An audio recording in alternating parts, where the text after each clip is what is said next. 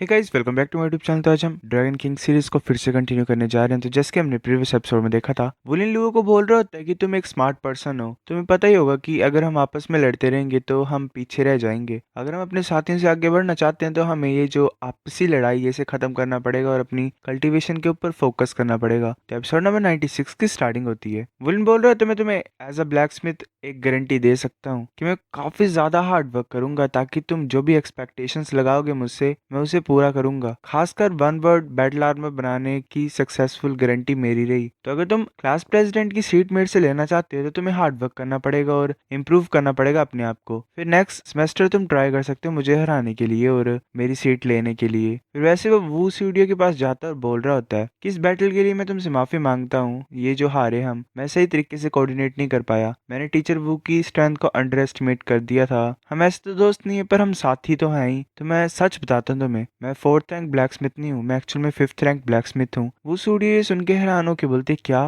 Pooling बोल रहा होता है, मेरे साथ दोस्त बनना जो कि फ्यूचर में डिवाइन ब्लैक स्मिथ बन सकता है। ये अच्छा ही आइडिया होगा क्योंकि हमारा गोल फॉरवर्ड बैटल आर्मर मास्टर बनना है फ्यूचर में, है ना? तुम क्या बोलना चाहते हो? फिर ऐसे ही हमें लुओ दिखाई देता है। वो बोल रहा होता है, तुम क्लास प्रेसिडेंट हो और हमारे ग्रुप के लीडर हो, पर अगर तुम कोई भी मिस्टेक करोगे तो तुम्हें रिस्पॉन्सिबिलिटी लेनी पड़ेगी। वुलिन बोल रहा होता है, शुक्रिया जो तुमने मुझे एनकरेज किया है। लुओ उसके हाथ को पकड़ लेता है और बोलता है कि ये कुछ ज्यादा जल्दी है बोलना, मतलब जो तुम शुक्रिया बोल रहे हो, क्योंकि मैं उस चांस का इंतजार करता रहूंगा कि कब तुम मिस्टेक करोगे। फिर ऐसे वो आपस में मतलब मिल जाते हैं, उनकी दोस्ती वगैरह हो जाती है। शन सोच रही होती है सीनियर ब्रदर सही थे, वो टांगवुलिन के बारे में सही सोचते थे। टांगवुलिन पैदा ही लीडरशिप टेम्परामेंट के साथ है कि ये बचपन से ही बोर्न लीडर है, ऐसा समझ लो। फिर ऐसे कॉम्बैट क्लास के बाद सभी ने कुछ पाया भी था और कुछ खोया भी था, पर ना ही शैंडी और ना ही वो चोंगटियान ने कुछ बोला। यही शर्क एकेडमी का टीचिंग स्टाइल है, स्टूडेंट्स को अकेला छोड़ दिया जाता है ताकि वो खुद समझ पाए कि उन्होंने गलती कहाँ पे की है या फिर कहाँ पे सही की है। फिर हमें डाइनिंग हॉल का सीन दिखाया तो वो बैठे होते हैं, कोई बोल रही होती है खाना खा लेते हैं पहले, बैटल आर्मर को बनाने के प्लान को डिस्कस करने से पहले। लुओ बोल रहा होता है वुलिन को कि तुम इतना ज्यादा कैसे खा सकते हो, किसने तुम्हें इस तरीके से बड़ा किया है? गुई बोल रही होती है, इससे तुम्हारा कुछ लेना देना नहीं होना चाहिए। लुओ हैरान हो जाता है सोच के, क्योंकि वो तो वुलिन को बोल रहा होता है पर गुई जवाब क्यों दे रही होती है। फिर वो उन दोनों की तरफ देख रहा होता है, वुलिन खा रहा होता है और गुई वेल उसके प्यार में पड़ गई होती है। फिर लुओ चुपचाप खाना ही खाने लग पड़ता है। फिर ऐसे वुलिन बोल रहा तो चलो चलते हैं, हमें रूम रेंट करना पड़ेगा। काफी ज्यादा वर्कशॉप है ब्लैक स्मिथ एसोसिएशन में, तो एक को रेंट करते हैं और उसे अपने बेस की तरह यूज करते हैं। वो तीनों फैंक के पास पहुंच जाते हैं। फैंक बोलते हैं, ठीक है मैं तुम्हें एक रूम दे दूंगा, पर 1000 कंट्रीब्यूशन पॉइंट्स तुम्हें हर मंथ देने पड़ेंगे उस रूम के। वो सभी शुक्रिया बोल देते हैं एल्डर फैंक को। वो चल पड़ते हैं, तभी एल्डर फैंक वुलिन को खींचता है अपनी तरफ और बोल रहा था, बच्चे यहाँ पे रहो, मैं तुम्हें 2 घंटे देता हूँ, फिर तुम्हें फोर्जिंग करनी पड़ेगी। वुलिन बोल रहा था, ठीक है टीचर, पहले मुझे छोड़ो तो सही तुम। फिर वो चारों रूम में आ जाते हैं। वुलिन बोल रहा था, गुयू क्या तुमने रफ सा डिजाइन बनाया बैटल आर्मर के लिए? गुयू बोल रही होती है, मेरे को ऑलरेडी फीडबैक्स मिल रही हैं बाकी दोनों से कुछ पास के दिनों में, पर जो पहला पीस है बैटल आर्मर का मैंने डिसाइड किया कि वो हमारे राइट हैंड का होगा। मैंने ये पीस इसलिए चूज किया क्योंकि ये आसान होगा सबसे ज्यादा कॉम्बैट में यूज करने के लिए। फिर उसके बारे में सोचने के बाद कि तुम्हें क्या बेस्ट सूट करेगा, मैंने ये चीज पता लगाई कि तुम्हारा हाथ गोल्डन ड्रैगन क्लो में ट्रांसफॉर्म हो सकता है, तो तुम्हारे जो हैंड आर्मर होगा उसे भी तुम्हारे हाथ के साथ फैलना पड़ेगा, एक्सपैंड होना पड़ेगा। इसके लिए मैंने एक ट्रांसफॉर्मेशन सर्किट कोर भी डाला पाम में, यह अलो करेगा तुम्हारे आर्मर को तुम्हारे हाथ के साथ ही ट्रांसफॉर्म होने के लिए। मैंने सर्किट कोर्स भी डाले हुए हैं हाथ के पीछे ताकि वो तुम्हारे ब्लड एसेंस को एम्पलीफाई कर सके और साउल पावर को भी। ये एक डुअल लूप सर्किट कोर है। वुलिन बोल रहा होता है, ये अच्छी चीज है कि मैं तुम्हारे डिजाइन को देख लिया पहले, अब मुझे पता है कि मुझे किस चीज के ऊपर फोकस करना है, किस मेटल के ऊपर। रिफाइनिंग को फिनिश करने के बाद मैं डिजाइन के अकॉर्डिंग उसे शेप दे दूंगा। जब मैं शेप दूंगा तो मैं रिफाइन भी सेम ही टाइम पे कर दूंगा। लो बोल रहा होता है कि तुम मेटल को 2 बार रिफाइन कर सकते हो। वुलिन बोलता है, हाँ। लो बोल रहा होता है, अगर ये सच्ची बात है तो हमारे बैटल आर्मर को बनाना आसान होगा जितने मैंने सोचा था। वुलिन बोल रहा था, ठीक है स्टार्ट करते हैं। फिर ऐसे वो फोर्जिंग करने लग पड़ता है। 1 घंटे के बाद का हमें सीन दिखाया जाता है, उसने 4 मेटल्स फोर्ज कर दिए होते हैं। लुओ और वो दोनों हैरान होते हैं उसके इस मेटल्स की रिफाइनिंग को देख के। वुलिन बोलते हैं, ठीक है मैं एल्डर फैंग के पास जा रहा हूँ, अगर तुम्हें मेरी जरूरत होगी तो मुझे बोल लेना, फोन कर लेना। लुओ बोल रहा होता है, क्या ये ब्लैक स्मिथिंग में ऐसे ही अच्छा गया हमेशा से? गुई बोल रही होती है कि कुछ लोगों को हेवेंस ने ब्लेस किया होता है, तुम्हें पता नहीं है। लुओ हंस रहा होता है। लुओ बोल रहा होता है, ये जो पार्ट है डिजाइन का, ये गुजार खतरनाक है, मुश्किल है मेरे लिए समझने के लिए, तो तुम्हें थोड़ा सा चेंज करना पड़ेगा। फिर हमें वर्किंग स्टूडेंट्स के रूम का सीन दिखाता है। यूएनएन वहाँ पे होती है और वहाँ पे एक बकेट रखी होती है पानी की। यूएनएन सोच रही होती है कि किसने मेरी हेल्प की, रूम को साफ करने के लिए? और कौन मेरे लिए साफ पानी लाया? क्या ये टांग वुलिन का काम होगा? नहीं, वो खाना ही खा रहा होगा भुक्कों की तरह। क्या ये युओ का काम होगा? नहीं,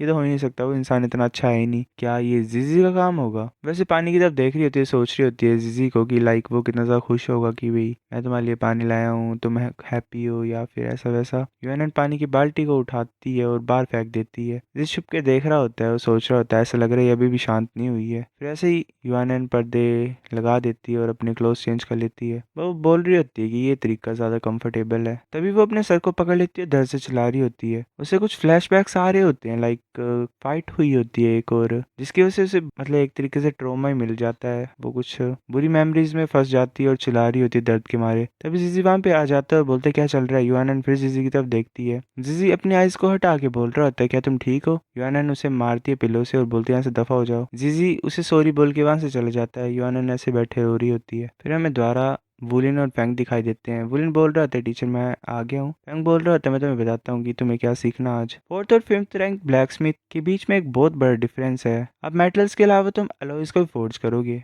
वुलिन बोल रहा होता है अलॉयज। फैंग बोल रहा होता है जब तुम स्पिरिट रिफाइनिंग कर सकते हो, सबसे ज्यादा डिफिकल्ट चीज ब्लैक स्मिथ के लिए वही होती है जिसे फ्लैजलिंग लाइफ गार्ड बोला जाता है। काफी सारे ब्लैक स्मिथ कैपेबल नहीं होते इसे करने के लिए। सेंट ब्लैक स्मिथ भी सिर्फ 30% ही सक्सेसफुल होते हैं, मतलब अलॉय बनाने के लिए। तो काफी ज्यादा काउंटलेस एक्सपेरिमेंट के बाद हमने एक और तरीका फाइंड किया जिससे हम स्पिरिट रिफाइनिंग के चांसेस को बढ़ा सकते हैं। जो बेसिक्स हैं इस मेथड के इम्प्रूवमेंट के, वो ये है कि तुम्हें मेटल स्ट्रेंथ इंक्रीज करनी है ताकि वो लाइफ एनर्जी को आसानी से अब्जॉर्ब कर पाए। ऐसा करने के लिए हम अलॉयज फोर्ज करते हैं। अलॉयज वही है जो तुम सोच रहे हो, एक कॉम्बिनेशन काफी ज्यादा मेटल्स का सही रेशो में डिफरेंट मेटल्स को यूज किया जाता है और एक डिफरेंट ही मेटल बना दिया जाता है। अलॉय मेटल को स्ट्रेंथन कर सकता है और जो अच्छी प्रॉपर्टीज है सभी मेटल्स की उन्हें बाहर निकाल सकता है। फिर बाद में अलॉय की स्पिरिट रिफाइनिंग की जाती है और इससे भी हाई लेवल्स पे साउल रिफाइनिंग की जाती है। जिस मोमेंट में एक मेटल स्पिरिट रिफाइन किया जाता है, जो फ्यूचर होता है उसकी ग्रोथ का वो डिसाइड हो जाता है। टांग वुलिन आज से तुम अलॉय सीखोगे, मैं सिखाऊंगा तुम्हें कैसे अलॉय को फोर्ज किया जाता है। वुलिन शुक्रिया बोल देता है उसे। फिर हमें 4 घंटे के बाद का सीन दिखाता है। वुलिन कोशिश ही कर रहा होता है और ऐसे पड़ा होता है। वो बोल रहा था टीचर प्लीज ब्रेक लोने दो मुझे, मैं कुछ भूखा हूँ। फैंग बोल रहा था बेवकूफ हो तुम, देखो तुमने क्या फोर्ज किया है, मेटल्स तो सही तरीके से फ्यूज भी नहीं है, तुम कैसे से अलॉय बोल सकते हो। वुलिन बोल रहा होता है हाँ। वो फिर ऐसे रोते हुए देख के बोल रहा होता है मैं क्या खाना खाने के लिए जा सकता हूँ? फैंग बोलते ठीक है जाओ, जब तुम खा बैठोगे तो आना यहाँ पे। वुलिन भाग जाता है जल्दी से। फैंग सोच रहा होता है हंसते हुए कि मैंने इस टाइम पे काफी अच्छा ट्रेजर पिक कर लिया है। इसने ऑलरेडी इस लेवल का अलॉय फोर्ज कर दिया अपनी फर्स्ट ट्राई पे ही, ये तो एक प्रोडिजी है। वो हंसते हुए सोच रहा होता है कि मेरी आंखें कुछ ज्यादा अच्छी हैं। फिर उस दिन के बाद टांग वुलिन हमेशा सुबह मतलब क्लासेस अटेंड करता था, आफ्टरनून में फैंग से लर्न करता था।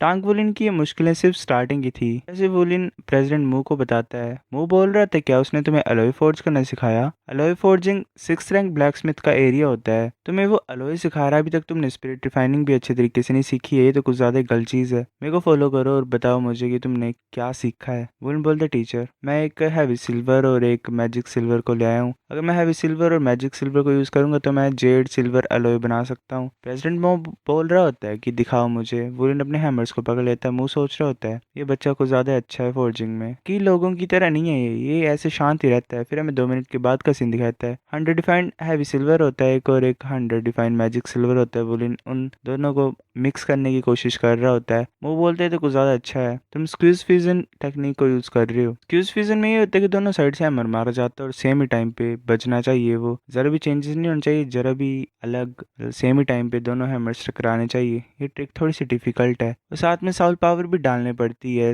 ताकि मेटल का बैलेंस बना रहे। वुलिन अपनी तीसरी रिंग को भी एक्टिवेट कर लेता है। वो बोल रहा था 3 रिंग्स, कुछ ही दिन पहले रैंक 28 पे नहीं था, ये ऑलरेडी रैंक 30 पहुंच गया। फिर वुलिन ऐसे लास्ट अपने हैमर का हिट मारता है। मुंह सोच रहा होता है 2 मेटल कम्प्लीटली वन बना दी है इसने। वुलिन देख रहा होता है मेटल की तरफ, फिर वो उसे घुमाने लग पड़ता है। मेटल भी घूम रहा होता है और वुलिन अपने हैमर से उसे पीट रहा होता है। मुंह सोच रहा होता है स्पिन फोर्जिंग, क्या ये कैपेबल है ऐसा करने में भी? वुलिन कंटिन्यूसली मार रहा होता है। मुंह सोच रहा होता है कि साउल पावर और रो स्ट्रेंथ के बीच में अपनी चीजों को बदल रहा है, कभी साउल पावर यूज कर रहा है कभी रो स्ट्रेंथ। टांग वुलिन ऐसे ट्रिक के बारे में भी सोच सकता है। ऐसा तो ऐसा करना मुश्किल है मतलब ज्यादा लंबे टाइम तक, पर इससे साउल पावर बची रह सकती है। प्रीवियस कुछ सालों में मूचैन ने टांग बुलिन को बोला था कि 3 साल 1000 डिफाइनिंग स्किल में लगाने हैं ताकि वो अपनी इन्हें इस स्किल को पॉलिश कर सके। इसी वजह से टांग बुलिन की जो फाउंडेशन है वो कुछ ज़्यादा अच्छी है। अब इसके पास अंडरस्टैंडिंग है मेटल की, जो कि सेम रैंक के बंदों से कुछ ज़्यादा ही है। सेम टाइम पे मूचैन भी कुछ ज़्यादा हैरानी से देख रहा था टांग बुलिन को। उसने एक्सपेक्ट नहीं किया था कि उसका डिसिपल इतना ज़्यादा इंप्रूव कर जाएगा इतने कम टाइम पे। वो कुछ ज़्यादा एक्साइटेड था बुलिन को देख के,